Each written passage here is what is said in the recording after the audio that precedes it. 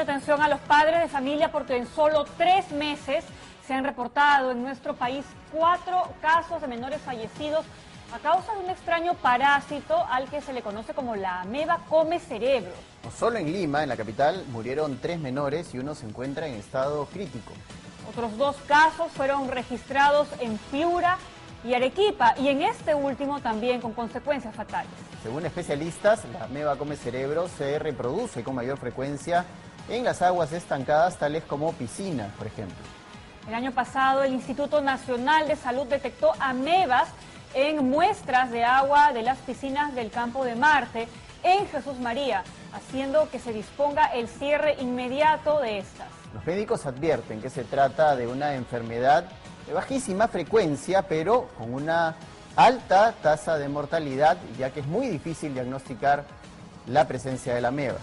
Por eso exigen a las autoridades una mayor difusión sobre este mal para evitar futuros casos. El año pasado fue el caso del niño Mateo el que nos puso en alerta a todos, tanto a la sociedad como a los médicos. Él felizmente se ha salvado, pero desde entonces hemos visto que han aparecido más casos. ¿Qué es lo que ha pasado? ¿Esta ameba está atacando con más intensidad o es que hay un problema de diagnóstico? Para conversar sobre este asunto estamos justamente con el doctor Juan Nunura. Él es médico infectólogo, vocero del Ministerio de Salud, a quien le damos la bienvenida. Doctor, gracias por estar aquí. Muy buenas tardes, Pamela. Todas las preguntas sean bienvenidas. Muchas gracias. Y empecemos por ahí, es decir, nos enteramos nosotros de forma abierta, el público en general, de la existencia de esta ameba el año pasado por la manera en la que atacó a este niño, quien felizmente logró sobrevivir. ¿Por qué se están presentando casos nuevos? ¿Hay un problema de diagnóstico o es que esta bacteria o este virus, usted nos lo va a precisar de qué se trata, está atacando con más ferocidad? Sí, bueno, forma parte de las amebas de vida libre. Estos son unos parásitos.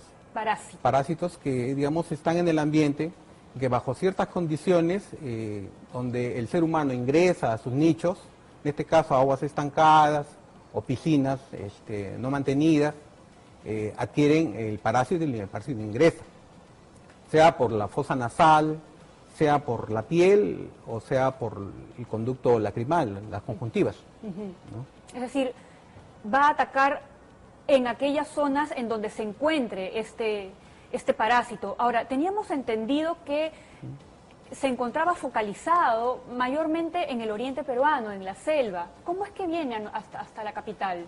No, se da al revés, o sea, lo que pasa es que la gente viaja por cuestiones de esparcimiento y se introduce, digamos, en lagunas, en piscinas que no conoce, pero como es plan vacacional, por ejemplo, entonces corre riesgo de adquirir este parásito, esta ameba. Se da esa figura, no es al revés. Ah, ok. Sí, sí. Pero sí se ha llegado a detectar en piscinas en la capital.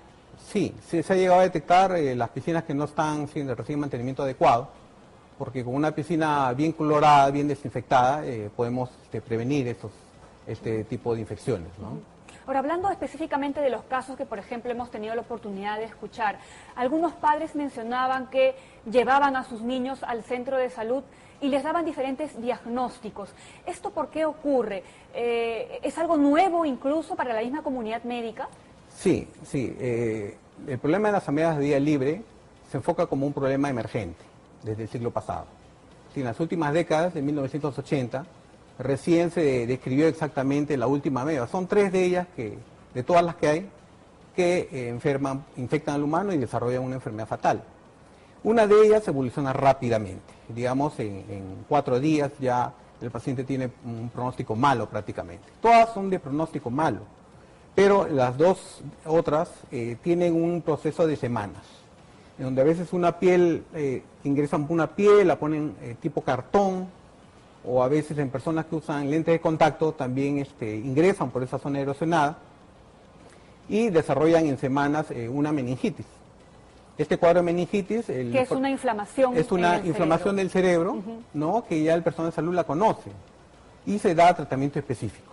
Pero al no preguntar el antecedente de exposición a aguas estancadas, de que estuvo de viaje, Si no se da esa información, no van a ayudar al personal de salud a, digamos, a dar el tratamiento correcto. Pero digamos, los padres tampoco se pueden imaginar en el momento en el que llevan a su niño a un centro de salud, sí, que ese es el origen, digamos, serían los médicos los encargados de hacer todas las preguntas respectivas, ¿no? Sí, se hacen en las historias clínicas y por eso es importante reportajes de este tipo, que den la alarma, la alerta sobre este tipo de problemas, que se considera un problema de salud emergente.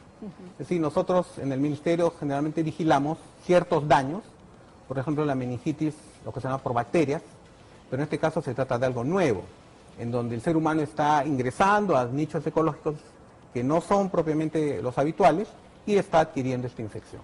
Ahora, ¿cómo se dan cuenta los padres? Porque imaginamos también que los síntomas pueden ser confundidos con cualquier otra enfermedad y hasta quizás pueden pensar que su niño está cansadito, agotado y no necesariamente enfermo y no lo lleva de inmediato a un centro de salud.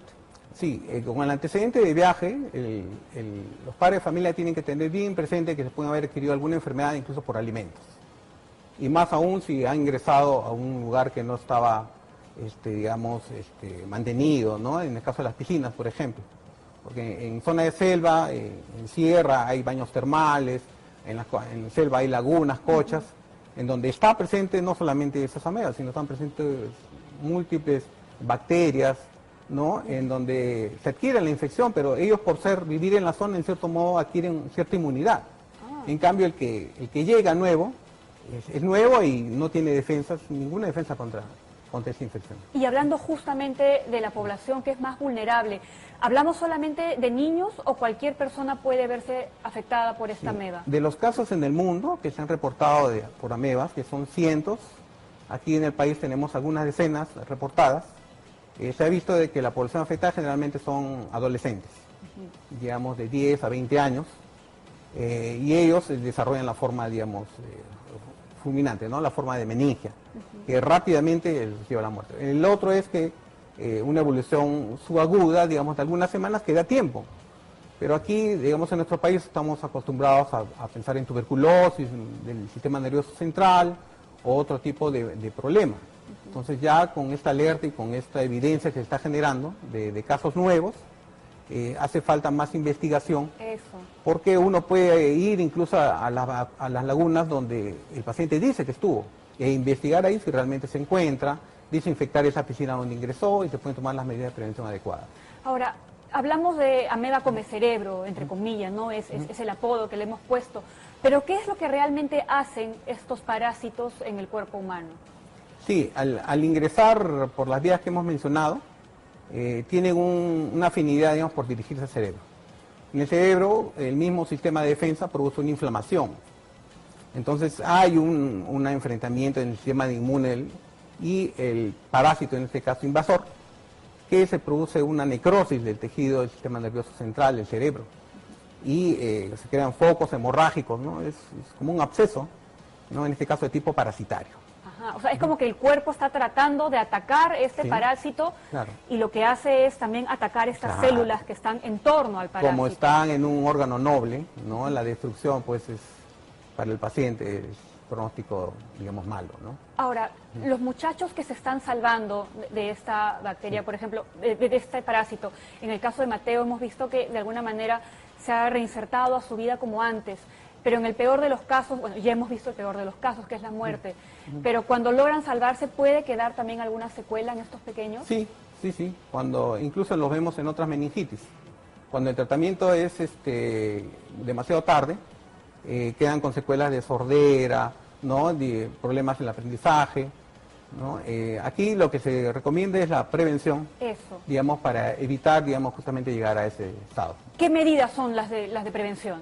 Bueno, la medida de prevención es no ingresar, pues, no exponerse a aguas potencialmente contaminadas. No hay nada que lo evite, ni ponerse tapones, mascarilla. De algún modo, digamos, por ejemplo, cuando se ingresa a las piscinas se ponen los anteojos, ¿no? Porque hay gente que le gusta bucear incluso en aguas, en las piscinas, y lo hemos visto. También se recomienda, digamos, que esas lagunas y piscinas estén desinfectadas, estén cloradas. Verificarlo bien. Ahora que se viene la temporada estacional, ¿no? De vacaciones, van a ir masivamente nuestros jóvenes niños a las piscinas. Entonces todas esas piscinas tienen que estar mantenidas y con certificado. En el Ministerio tenemos la Dirección de Salud Ambiental, Así es. en donde ellos están encargados de vigilar esas piscinas que estén saneadas. Perfecto, doctor Mundura. Muchísimas gracias por haber venido el día de hoy e ilustrarnos en este tema y darnos todas estas recomendaciones. Sí, a ti, Pamela. Vamos a continuar.